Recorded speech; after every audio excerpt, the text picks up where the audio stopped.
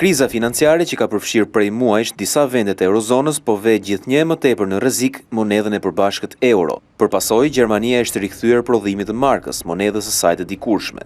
Lajmi është bërë ditur për mediat italiane nga një burim jo zyrtar, punonjës i thesarit gjerman, i cili ka deklaruar se rinisja e shtypjes së markës është një masë e qeverisë federale që ekonomia e vendit të mos gjendet e papërgatitur në rast të shpërbërjes së monedhës së përbashkët europiane. Sipas tij, ky është një fakt i njohur për shtypin gjerman, i cili mbahet sekret për të evituar përhapjen e panikut në tregje. Marka gjermane ka nisur të shtypet që prej 28 nëntorit në shtypshkronjën e Berlinit, në të cilën prodhoi versioni gjerman i euros. Kjo shtypshkronjë tashmë ka rreshtur së prodhuari monedhën e përbashkët europiane. Pikërisht më 28 nëntor, zëdhënësi i kancelares gjermane Steffen Seibert deklaroi se burimet financiare gjermane nuk janë të pafundme për të përballuar e vetme krizën e euros dhe se Europa nuk mund të pretendojë të ketë një fuqi që nuk e ka.